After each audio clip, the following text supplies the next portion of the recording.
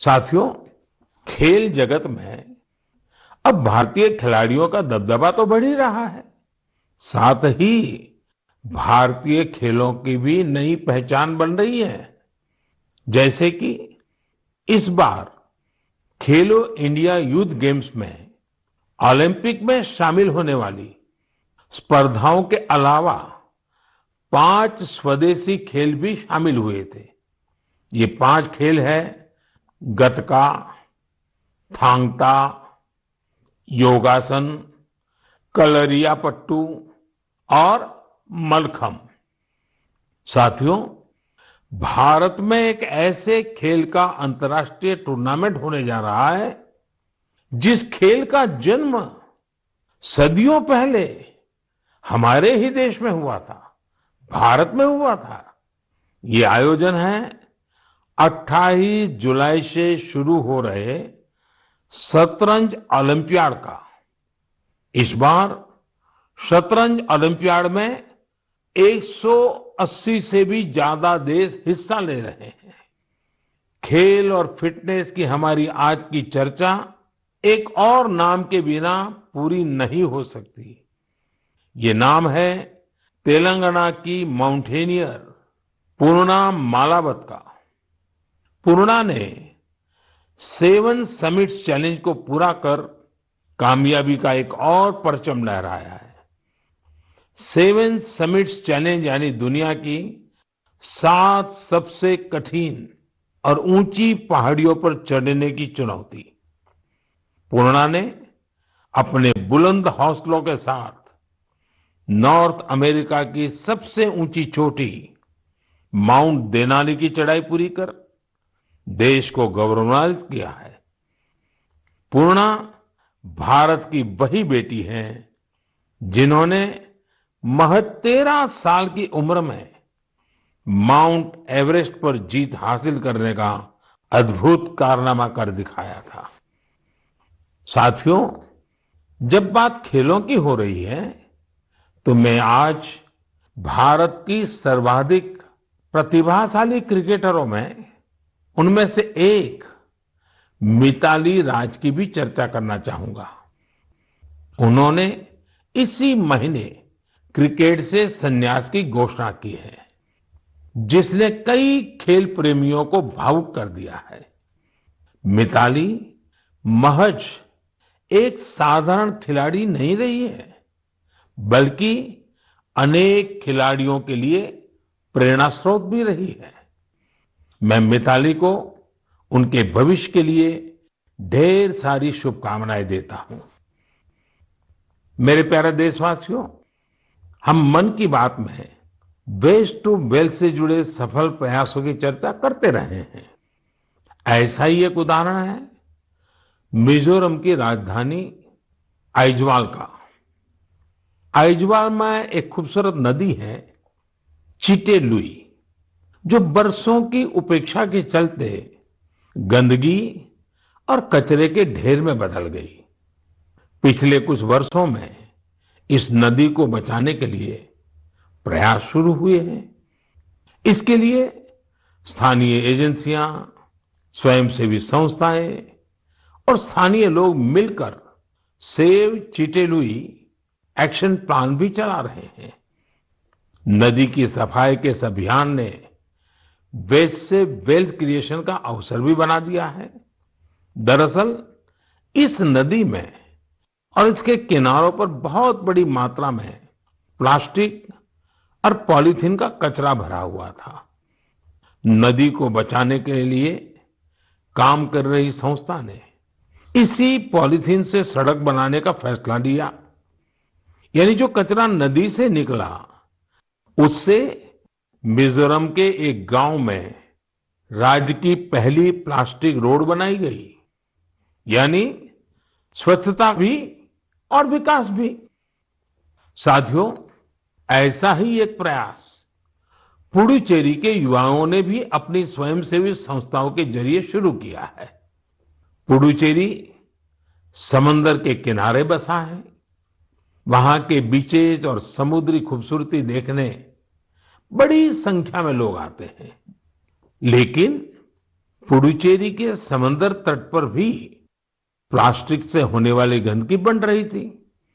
इसलिए अपने समंदर बीचेस और इकोलॉजी को बचाने के लिए यहाँ लोगों ने रिसाइकलिंग फॉर लाइफ अभियान शुरू किया है। आज पुडुचेरी के कराईकल में हजारों किलो कचरा हर दिन कलेक्ट किया जाता है और उसे सेग्रीगेट किया जाता है। इसमें जो ऑर्गेनिक कचरा होता है उससे खाद बनाई जाती है। बाकी दूसरी चीजों को अलग करके रिसाइकल कर लिया जाता है। इस तरह के प्रयास प्रेरणादायी तो है ही, सिंगल यूज प्लास्टिक के खिलाफ भारत के अभियान को भी गति देते हैं। साथियों, इस समय जब मैं आपसे बात कर रहा हूं तो हिमाचल प्रदेश में एक अनोखी साइकिलिंग रैली भी चल रही है। मैं इस बारे में भी आपको बताना चाहता हूं। स्वच्छता का संदेश लेकर साइकिल सवारों का एक समूह शिमला से मंडी तक निकला है। पहाड़ी रास्तों पर करीब 250 किलोमीटर की ये दूरी ये लोग साइकिल चलाते हुए ही पूरी करेंगे। इस समूह में बच्चे भी और बुजुर्ग भी हैं। हमारा पर्यावरण स्वच्छ रहे, हमारे पहाड़, नदियां, समंदर स्वच्छ रहे तो स्वास्थ्य भी उतना ही बेहतर होता जाता है। आप मुझे इस तरह के प्रयासों के बारे में जरूर लिखते रहिए। मेरे प्यारे देशवासियों, हमारे देश में मानसून का लगातार विस्तार हो रहा है। अनेक राज्यों में बारिश बढ़ रही है। ये समय जल और जल संरक्षण की दिशा में विशेष प्रयास करने का भी है। हमारे देश में तो सदियों से ये जिम्मेदारी समाज ही मिलकर उठाता रहा है। आपको याद होगा, मन की बात में हमने एक बार स्टेप वेल्स इन बावड़ियों की विरासत पर चर्चा की थी। बावड़ी उन बड़े कुओं को कहते हैं जिन तक सीढ़ियों से उतरकर पहुंचते हैं। राजस्थान के उदयपुर में ऐसी ही सैकड़ों साल पुरानी एक बावड़ी है, सुल्तान की बावड़ी। इसे राव सुल्तान सिंह ने बनवाया था, लेकिन उपेक्षा के कारण धीरे धीरे ये जगह वीरान होती गई और कूड़े कचरे के ढेर में तब्दील हो गई है। एक दिन कुछ युवा ऐसे ही घूमते हुए इस बावड़ी तक पहुंचे और इसकी स्थिति देखकर बहुत दुखी हुए। इन युवाओं ने उसी क्षण सुल्तान की बावड़ी की तस्वीर और तकदीर बदलने का संकल्प लिया। उन्होंने अपने इस मिशन को नाम दिया सुल्तान से सूरतान। आप सोच रहे होंगे कि सूरतान क्या है।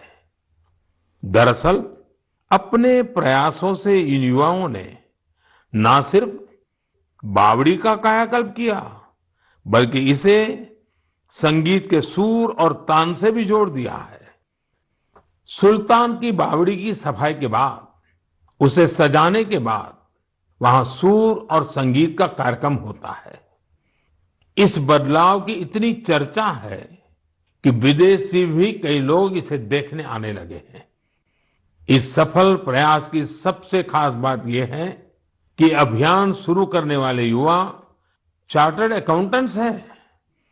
संयोग से अब से कुछ दिन बाद 1 जुलाई को चार्टर्ड अकाउंटेंट डे है। मैं देश के सभी सीएस को अग्रिम बधाई देता हूं।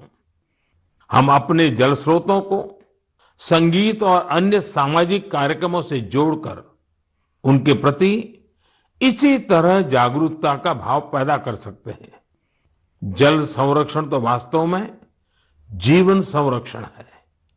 आपने देखा होगा आजकल कितने ही नदी महोत्सव होने लगे हैं। आपके शहरों में भी इस तरह के जो भी जल स्रोत है वहां कुछ न कुछ आयोजन अवश्य करें। मेरे प्यारे देशवासियों, हमारे उपनिषदों का एक जीवन मंत्र है, चरैवेति चरैवेति चरैवेति। आपने भी इस मंत्र को जरूर सुना होगा।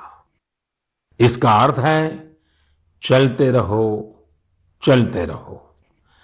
ये मंत्र हमारे देश में इतना लोकप्रिय इसलिए है क्योंकि सतत चलते रहना, गतिशील बने रहना, ये हमारे स्वभाव का हिस्सा है। एक राष्ट्र के रूप में हम हजारों सालों की विकास यात्रा करते हुए यहां तक पहुंचे हैं। एक समाज के रूप में हम हमेशा नए विचारों, नए बदलावों को स्वीकार करके आगे बढ़ते आए हैं। इसके पीछे हमारी सांस्कृतिक गतिशीलता और यात्राओं का बहुत बड़ा योगदान है। इसलिए तो हमारे ऋषियों मुनियों ने तीर्थ यात्रा जैसी धार्मिक जिम्मेदारियां हमें सौंपी थी। अलग अलग तीर्थ यात्राओं पर तो हम सब जाते ही हैं। आपने देखा है कि इस बार चारधाम यात्रा में किस तरह बड़ी संख्या में श्रद्धालु शामिल हुए। हमारे देश में समय समय पर अलग अलग देव यात्राएं भी निकलती हैं। देव यात्राएं यानी जिसमें केवल श्रद्धालु ही नहीं बल्कि हमारे भगवान भी यात्रा पर निकलते हैं। अभी कुछ ही दिनों में 1 जुलाई से भगवान जगन्नाथ की प्रसिद्ध यात्रा शुरू होने जा रही है। ओडिशा में पुरी की यात्रा से तो हर देशवासी परिचित है। लोगों का प्रयास रहता है कि इस अवसर पर पुरी जाने का सौभाग्य मिले। दूसरे राज्यों में भी जगन्नाथ यात्रा खूब धूमधाम से निकाली जाती है। भगवान जगन्नाथ यात्रा आषाढ़ महीने की द्वितीया से शुरू होती है। हमारे ग्रंथों में आषाढ़स्य द्वितीय दिवसे रथ यात्रा, इस तरह संस्कृत श्लोकों में वर्णन मिलता है। गुजरात के अहमदाबाद में भी हर वर्ष आषाढ़ द्वितीया से रथ यात्रा चलती है। मैं गुजरात में था तो मुझे भी हर वर्ष इस यात्रा में सेवा का सौभाग्य मिलता था। आषाढ़ द्वितीया, जिसे आषाढ़ी बीज भी कहते हैं, इस दिन से ही कच्छ का नववर्ष भी शुरू होता है। मैं मेरे सभी कच्छी भाइयों बहनों को नववर्ष की शुभकामनाएं भी देता हूं। मेरे लिए इसलिए भी ये दिन बहुत खास है। मुझे याद है आषाढ़ द्वितीया से एक दिन पहले यानी आषाढ़ की पहली तिथि को हमने गुजरात में एक संस्कृत उत्सव की शुरुआत की थी, जिसमें संस्कृत भाषा में गीत, संगीत और सांस्कृतिक कार्यक्रम होते हैं। इस आयोजन का नाम है आषाढ़स्य प्रथम दिवसे। उत्सव को ये खास नाम देने के पीछे भी एक वजह है। दरअसल संस्कृत के महान कवि कालिदास ने आषाढ़ महीने से ही वर्षा के आगमन पर मेघदूतम लिखा था। मेघदूतम में एक श्लोक है, आषाढ़स्य प्रथम दिवसे मेघम आश्लिष्ट सानुम, यानी आषाढ़ के पहले दिन पर्वत शिखरों से लिपटे हुए बादल। यही श्लोक इस आयोजन का आधार बना। साथियों, अहमदाबाद हो या पुरी, भगवान जगन्नाथ अपनी इस यात्रा के जरिए हमें कई गहरे मानवीय संदेश भी देते हैं। भगवान जगन्नाथ जगत के स्वामी तो है ही, लेकिन उनकी यात्रा में गरीबों, वंचितों की विशेष भागीदारी होती है। भगवान भी समाज के हर वर्ग और व्यक्ति के साथ चलते हैं। ऐसे ही हमारे देश में जितनी भी यात्राएं होती हैं, सब में गरीब, अमीर, ऊंच, नीच ऐसे कोई भेदभाव नजर नहीं आते हैं। सारे भेदभाव से ऊपर उठकर यात्रा ही सर्वोपरि होती है। जैसे कि महाराष्ट्र में पंढरपुर की यात्रा के बारे में आपने जरूर सुना होगा। पंढरपुर की यात्रा में कोई भी न बड़ा होता है न छोटा होता है। हर कोई वारकरी होता है, भगवान विठल का सेवक होता है। अभी 4 दिन बाद ही 30 जून से अमरनाथ यात्रा भी शुरू होने जा रही है। पूरे देश से श्रद्धालु अमरनाथ यात्रा के लिए जम्मू कश्मीर पहुंचते हैं। जम्मू कश्मीर के स्थानीय लोग उतनी ही श्रद्धा से इस यात्रा की जिम्मेदारी उठाते हैं और तीर्थयात्रियों का सहयोग करते हैं। साथियों, दक्षिण में ऐसा ही महत्व सबरीमाला यात्रा का भी है। सबरीमाला की पहाड़ियों पर भगवान अयप्पा के दर्शन करने के लिए ये यात्रा तब से चल रही है जब ये रास्ता पूरी तरह जंगलों से घिरा रहता था। आज भी लोग जब इन यात्राओं में जाते हैं तो उसे धार्मिक अनुष्ठानों से लेकर रुकने ठहरने की व्यवस्था तक गरीबों के लिए कितने अवसर पैदा होते हैं। यानी ये यात्राएं प्रत्यक्ष रूप से हमें गरीबों की सेवा का अवसर देती हैं और गरीब के लिए उतनी ही हितकारी होती हैं। इसलिए तो देश भी अब आध्यात्मिक यात्राओं में श्रद्धालुओं के लिए सुविधाएं बढ़ाने के लिए इतने सारे प्रयास कर रहा है। आप भी ऐसी किसी यात्रा पर जाएंगे तो आपको अध्यात्म के साथ साथ एक भारत श्रेष्ठ भारत के भी दर्शन होंगे। मेरे प्यारे देशवासियों, हमेशा की तरह इस बार भी मन की बात के जरिए आप सभी से जुड़ने का ये अनुभव बहुत ही सुखद रहा। हमने देशवासियों की सफलताओं और उपलब्धियों की चर्चा की। इस सब के बीच हमें कोरोना के खिलाफ सावधानी को भी ध्यान रखना है। हालांकि संतोष की बात है कि आज देश के पास वैक्सीन का व्यापक सुरक्षा कवच मौजूद है। हम 200 करोड़ वैक्सीन डोज के करीब पहुंच गए हैं। देश में तेजी से प्रिकॉशन डोज भी लगाई जा रही है। अगर आपकी सेकंड डोज के बाद प्रिकॉशन डोज का समय हो गया है तो आप ये तीसरा डोज जरूर लें। अपने परिवार के लोगों को, खासकर बुजुर्गों को भी प्रिकॉशन डोज लगवाएं। हमें हाथों की सफाई और मास्क जैसी जरूरी सावधानी भी बरतनी ही है। हमें बारिश के मौसम में आसपास गंदगी से होने वाली बीमारियों से भी आगाह रहना है। आप सब सजग रहिए, स्वस्थ रहिए और ऐसी ही ऊर्जा से आगे बढ़ते रहिए। अगले महीने हम एक बार फिर मिलेंगे। तब तक के लिए बहुत बहुत धन्यवाद।